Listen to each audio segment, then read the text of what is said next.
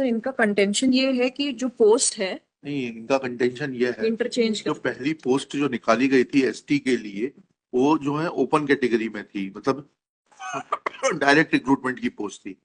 आपने उस दिन बताया कि एक वो प्रमोशन रिटायर हुए थे आर्या साहब, वो प्रमोट हो गए थे प्रोफेसर के लिए, तो आपने उस पोस्ट को क्लब करके दूसरा एडवर्टीजमेंट निकाल दिया। लेकिन वहां तक हम आपके साथ थे। उसके बाद में इन्होंने ये बताया कि आपने इंटरचेंज कर दिया, वो जो पोस्ट थी उसको आपने ओपन में डाल दिया कंपटीशन में, और एसटी की पोस्ट को थ्रू प्रमोशन कर दिया। ये इनका, तो अब वो बताइए हमारा कहाँ है। कहना है सर कि वो जो एसटी का पद था वो पहले दो उसमें before the post fail vacant, और हमने पहली जब एडवर्टीजमेंट की 3/4/18 को, उसके पहले वो दो लोगों से भरी हुई थी, doctor Arya and doctor Anjali Kushwaha, दोनों अनरिजर्व कैटेगरी के थे। तो अनरिजर्व उसके बाद जो कि वो प्रमोशन का पद था। नहीं नहीं नहीं, वो अनरिजर्व कैटेगरी में इसलिए आ गए थे बिकॉज मिस्टर आर्या, आपने लास्ट टाइम बताया था, stole march and No, migrated to this thing. आपको ये बताना पड़ेगा। प्रोसीडिंग्स पहले जो उसके चलिए, पहले तो की पहले एडवर्टीजमेंट की ऑर्डर शीट कौन सी बताइएगा। सर पहला जो पहली एडवर्टीजमेंट है उसमें एडवर्टीजमेंट आपने उसको किस सी प्रावधान के अंतर्गत सी है। सर एक मिनट, रोस्टर जो पहला जो रजिस्टर है उसमें एक रेड फ्लैग लगा हुआ है साइड में, वो रोस्टर है। वो दिखाता है कि अनारक्षित, अनारक्षित के बाद जो है नेक्स्ट जो पद रहेगा वो एसटी का रहेगा, हाँ सहायक प्राध्यापक के लिए। हाँ तो पहला वो रजिस्टर सर, अगर पहला लाल फ्लैग कौन सा वाला। पिंक फ्लैग है, हाँ, जो रजिस्टर अलग से दिया हुआ है सर। रजिस्टर में। जी, हाँ, ये रोस्टर का, ये जो पदोन्नति के पद है उसका रोस्टर का कहाँ है वो इस तरह से रोस्टर। पिंक फ्लैग है on the on your lordships right.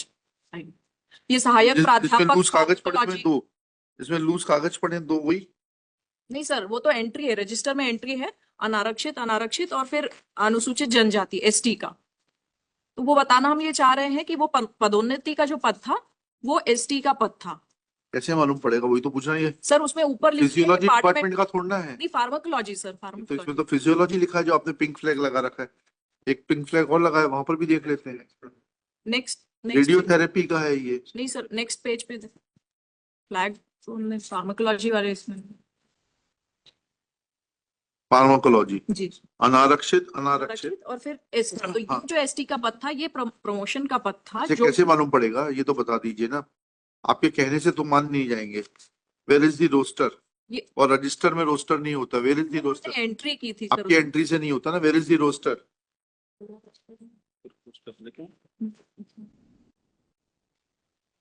ये कौन है, ये किस पद पर है ये। ये doctor Gupta he is OIC of the case your lordship.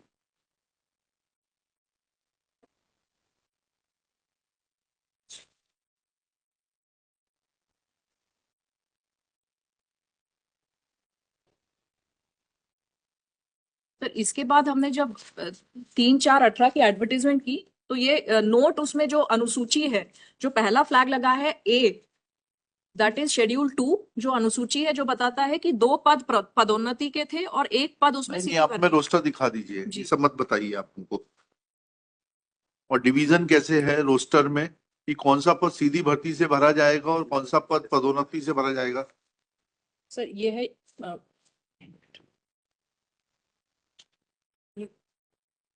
ये सभी कैटेगरी।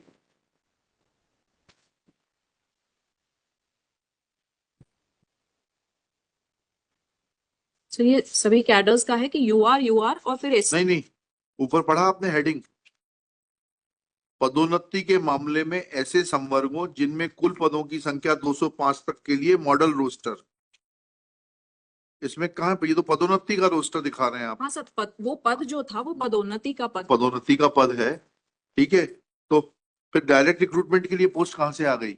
सर वो जो अनुसूची है, वो अनुसूची अगर कहाँ है वो अनुसूची। सर वो ए मार्क्ड है, काय में। फ्लैग मार्क हाँ, पे ए फ्लैग ए, ए चल रुक जाइए। वो शेड्यूल है। हाँ, शेड्यूल कहाँ है देख लेते हैं। ए,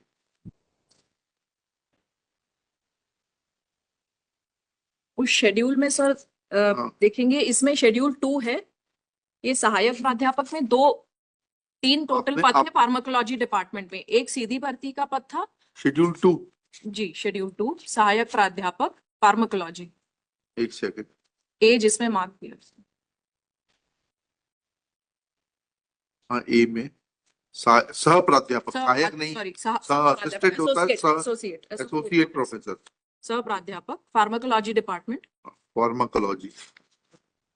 इसमें टोटल तीन 3 पद हैं।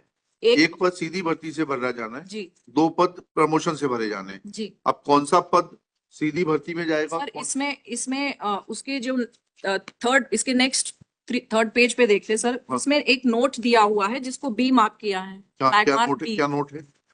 वो नोट ये कहता है कि कॉलम 5 में दर्शाए पदों को पदोन्नति के लिए तत्समय अर्हताधारी उम्मीदवार उपलब्ध नहीं होने की दशा में अथवा पदोन्नति पर वैधानिक बाधा होने की दशा में सीधी भर्ती से भरा जा सकेगा। ये तो 5 वाले जो पद हैं वो तो नहीं, पदोन्नति वाले पदों के लिए पढ़ रही हैं आप, ये सीधी भर्ती वाले पदों के लिए क्या प्रावधान है? नहीं, तो जो पदोन्नति का पद था सर, इसलिए हमने वो 3-4-18 में सीधी भर्ती से उसको एडवर्टाइज किया। You may advertise that post separately for direct वो recruitment. Directly But first of all, you will have to show that if there are 3 posts of associate professor of pharmacology, जी then which of the posts is required to be filled through direct recruitment? First, there should be a principle delineating which out of the 3 posts is required to be filled through direct recruitment. Then this note will come into play that even if in the case of a suitable candidate being not available for promotion, then even that post can also be filled through direct recruitment. It does not exclude the first post to be filled through direct recruitment. This is the meaning and import of this. Sir, उसके बाद executive council ने एक executive resolution council ने क्या पास निर्णय किया लिया? क्या? कि वो जो है, चूंकि पदोन्नति से नहीं भरा जा सकता है, पदोन्नति पर वैधानिक बाधा है, इसलिए क्या बाधा है? क्या वैधानिक बाधा है बताइए उस सर। वक्त सर वो डीपीसी नहीं हो रही थी, आरबी राय नहीं। स्टेटस को केस 2016 के बाद से आप लोगों ने डीपीसी नहीं करी है तो कोई वैधानिक बाधा नहीं थी। But in this case, that was not under question, Your Lordship. What is under question? नहीं, unless you answer the first issue, otherwise we'll have to call your chairman of the executive council. That unless you clear that there are 3 posts, 2 to be filled through promotion, 1 to be filled through direct recruitment, how it is to be determined that which of the posts will go to the direct recruitment and which 2 posts will go for promotion? How can we interchange it? Interchange, sir. You could have in addition advertised one more post for direct recruitment, saying that in terms of this note, which is appended to flag B, that post can be filled through direct recruitment. But you could not have withdrawn that post from the cadre of scheduled tribe and say that now it will be filled through general category. We did not withdraw that. You did that. You specifically did that. We have gone through both the advertisements and you call your CEO. बुला लीजिए, आपके commissioner होते हैं ना, divisional commissioner होता है ना, CEO commissioner रहते हैं। हाँ, उनको बुला लीजिए। पहले भी सर जब रिट पिटिशन नहीं, ये सब नहीं, हम अभी एक्सप्लेन कर रहे हैं। इसने भी इसमें एफिडेविट पीएस के एफिडेविट से नहीं होगा। और You यही call बात नहीं, you first either satisfy me that where is the provision for deciding which post will fall under column 4 of direct recruitment and which post will fall under column 5 for promotion. Unless you are able to satisfy me, your chief executive officer, and if you want, your PS can also come. He can join. What that? They are not above law. They are not above law. लिखिएगा. There is lot of ambiguity.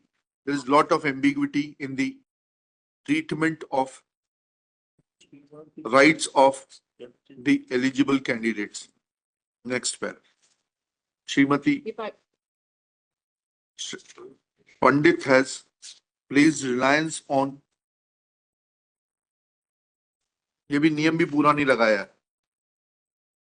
अनुसूची 1 and 2 of शासकीय स्वशासी चिकित्सा महाविद्यालय Gwalior without appending the rules to which these schedules are required to be appended, and has tried to show that as per schedule 2 under rule 6.1, again लिखिएगा, again emphasis is supplied that rules have not been enclosed in this compilation. ठीक है, अब क्या कर सकते हैं, original है आपके अधिकारी जो है सब बिल्कुल रूल्स भी हैं उनके पास, आपके पास होंगे, हम तो जो चीज हमें आपने हाथ में दी उसको देखेंगे ना। अलग अलग Schedule 2 reflects that there are 3 posts of associate professor in the subject pharmacology, one to be filled through direct recruitment and two through promotion. Next.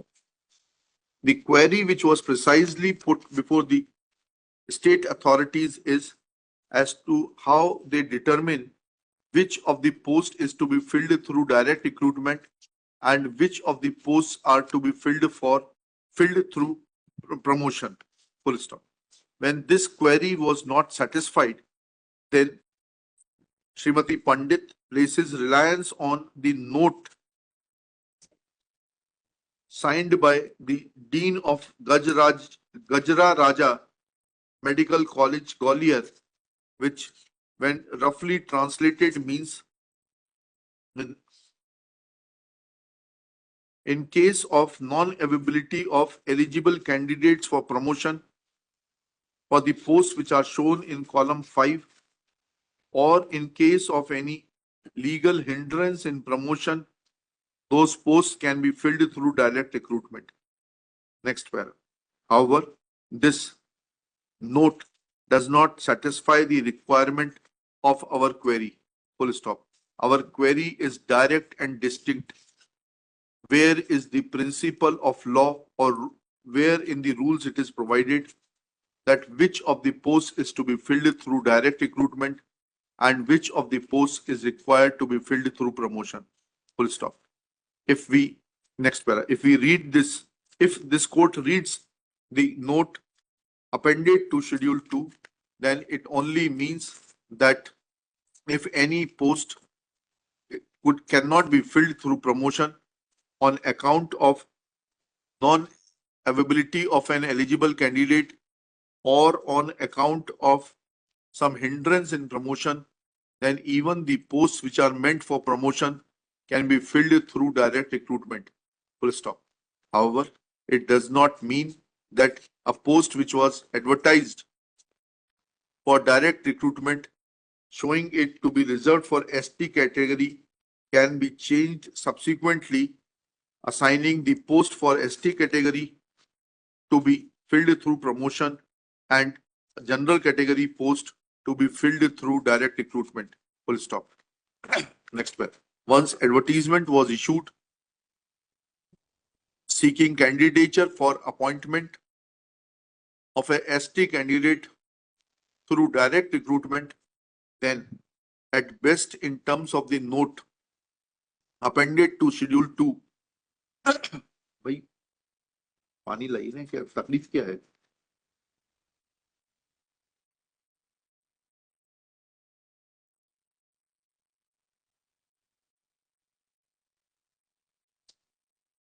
That post, on account of the exigencies given in the note, could have also been filled through direct recruitment.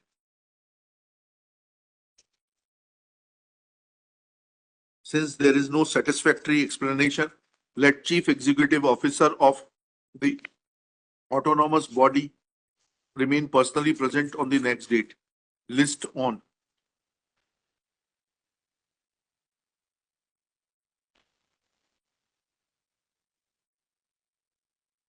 1 August 2025.